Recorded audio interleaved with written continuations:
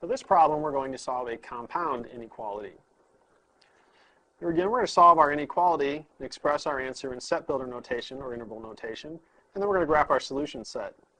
This problem's a little different because we have two inequalities in there, a compound inequality. We don't have to do a lot that's really different for this. We just have to remember that what we do to one part, we do to all the parts so that we're consistent. We still want to isolate this x, and we want to keep that in the middle. So the first thing we're going to do is subtract 3 from both sides, or I'm sorry, all three parts. So we subtract 3 from this part. Negative 7 minus 3 is negative 10. I'll have negative 5x left here in the middle. And then it's less than or equal to 8 minus 3, which is 5. So we've isolated the variable term in the middle. We want to get that x by itself. So now we're going to divide all three parts by negative 5.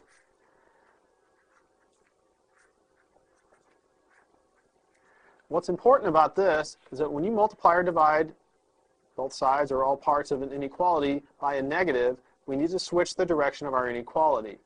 So here we have negative 2 over negative 5, which would give us a positive 2. We need to switch the direction of that inequality, so it's greater than.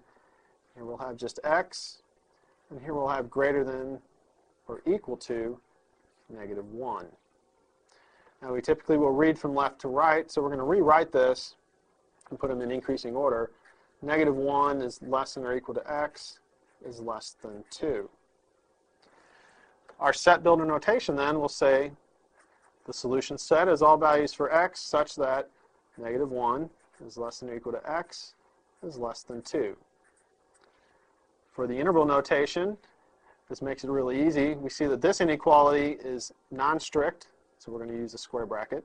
But this inequality is strict, so we're going to have a parenthesis. So at negative 1, we use a square bracket because we can include that. And at 2, we're going to use a parenthesis to show that we don't include 2. So the interval negative 1 to 2, but not including 2, is our solution set.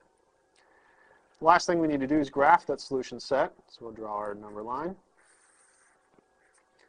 I like to mark off 0, mark off negative 1, mark off a 2. And then now we need to graph all values for x that are between negative 1 and 2, but we want to include negative 1. So we put a square bracket at negative 1 and a parenthesis at 2, and then we shade in between. And there's our graph.